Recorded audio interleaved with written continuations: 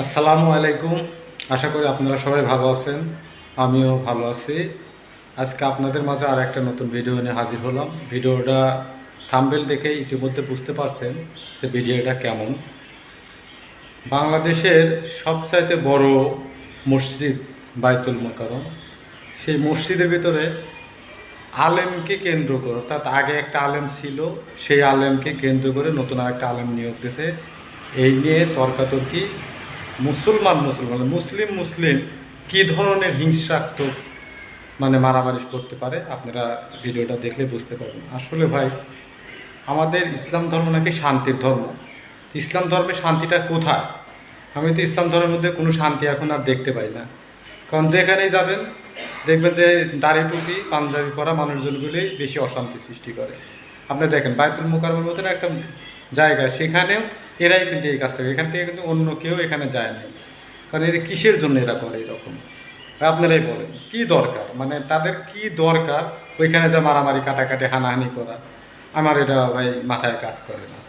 কারণ এটা ধর্মীয় প্রতিষ্ঠান, যেখানে আমাদের সারা বাংলাদেশের মুসলিমরা ওইটার জন্যই থাকে যে ওইটা আমাদের সবচেয়ে বড় ধর্মীয় প্রতিষ্ঠান। সেইখানে তারা সাধারণ একটা আলেমকে কেন্দ্র করে আজ কত বড় একটা দুর্ঘটনা ঘটলো, রণক্ষেত্রে পরিণত হলো। তাহলে আপনারা চিন্তা করেন, আমরা মুসলমান মুসলিম জাতি আজ কোন জায়গায় আছে? হিংসাত্মক, একজন আরেকজনের দেখতে পাই না, একটা মুসলিম আর একটা মুসলিমরে দেখতে পারে না। কারণ একটা মুসলিম আর একটা মুসলিমরে নিয়ে গিবোধ করে, একটা মুসলিম আর একটা মুসলিমরে বলে কেমন করে নামাজ পড়ে, ও কেমন করে জামা গায়ে দেয়, ওর টুপিটা ভালো না, ওর দাড়ি রাখার স্টাইল ভালো না, ও হচ্ছে পাগড়ি ঠিক মতো বাঁধে না, বিভিন্ন রকমের দোষ। আরে ভাই, আমরা মুসলমান, নামাজ কালাম পড়বো, শান্তিতে থাকবো। এখন একজনের ঢিলা ঢালা পোশাক পরতে ভালো লাগে, একজনের টাইট ফিটিং করতে ভালো লাগে, একজনের হয়তো লম্বা টুপি পরতে ভালো লাগে, একজনের গোল টুপি পরতে ভালো লাগে। এটাই নিয়ে কেন এত দলাদলি ভাই? আমি বুঝি না এটা। আমাদের নবীকে এটা বলে গেছে যে তোমরা দাড়ি টুপি নিয়ে দলাদলি করো? না, উনি কি বলে গেছে? যে ইসলামকে ইসলামের মতো করে পালন করতে বলে গেছে। আমাদের তো মারামারি করতে বলে নাই, ঝগড়াঝাটি করতে বলে নাই। আপনারাই বলেন এটা কোন ধরনের কাজ? এটা কি আদৌ ঠিক না বেঠিক? ভাই, আপনাদের কাছে যদি এটাকে সহি মনে হয় না এটা আসলে ঠিক, তাহলে আপনি করবেন। কারণ ভিডিওটা শেষ পর্যন্ত অবশ্যই দেখবেন। কারণ ভিডিওটা কেমন, কি আসলে এটা কি আদৌ করা উচিত না উচিত না?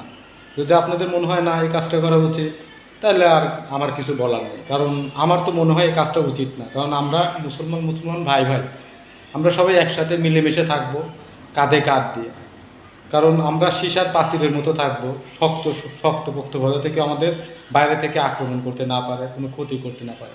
আমরা নিজেরা যদি মারামারি কাটাকাটি হানাহানিতে লিপ্ত থাকি, বাইরের মানুষ তো অনায়াসে আমাদের ক্ষতি করে চলে যাবে। তাই আমি বলতে চাই যে আজকে শুধু একটা জায়গা না, এটা বাংলাদেশের বিভিন্ন জায়গায় সেম ঘটনা ঘটতেছে। আর কিছু মহল কিন্তু এটারই ফায়দা নিচ্ছে। কারণ আজকে যদি আপনি সতর্ক না হন, আর কবে সতর্ক হবেন? আমাদের ধর্মটাকে আপনারা কোন জায়গায় নির্ধারণ করেছেন একটু চিন্তা করেন। আমরা যে মুসলমান, আমরা আগে গর্বের জায়গা থেকে বলতাম, এখন যদি গর্ব করে বলতে যাই, আসে না, ভিতর থেকে আর গর্বটা আসে না। কারণ বায়তুল মোকাররমের মতো একটা জায়গা, যেখানে আমাদের বাংলাদেশের কেন্দ্র বলা হয় মুসলমানদের, সেইখানে যদি এরকম ঘটনা ঘটে, তাহলে মানুষ শান্তি কোন জায়গায় শান্তি আপনি বলেন? বায়তুল মোকাররমের ভিতরে যদি শান্তি না থাকে, তাহলে কোন জায়গায় শান্তি আছে? আমরা নাকি স্বাধীন দেশে বসবাস করি, আমরা সবাই স্বাধীন। যেখানে একটা ইমাম নিয়ে মারামারি লাগে, সাধারণ ইমাম, বড় ধরনের কোনো স্বার্থ না, এই ইমামও নামাজ পড়ায়, ওই ইমামও নামাজ পড়ায়, একই নামাজ, সব কিছুই এক। তাহলে আগে ইমাম ভালো ছিল, এখন খারাপ, আবার ও ভালো ও খারাপ। আরে ভাই, সব কি ভালো মন্দ বিচার, সব কিছু এদের হাতে দিয়ে দিচ্ছেন? জনগণের হাতে সব বিচার, ভালো মন্দ খারাপ সব বিচার তারাই করবে। আর ভালো মন্দর বিচার আর কেউ করতে পারবে না, আপনারা বলেন। কারণ এরা মনে হয় কিন্তু বিচারের ভারটা তারা হাতে তুলে নিয়েছে, নিজ হাতে। আল্লাহ তাদের সব ক্ষমতা দিয়ে দিয়েছে, বিচার করার ক্ষমতা, সব কিছুর ক্ষমতা আল্লাহ তারা দিয়ে দিয়েছে। আল্লাহ আর তার নিজের হাতে কিছুই দেয় না, সব ক্ষমতা দিয়ে দিয়েছে এই বাংলা মুসলিমদের হাতে।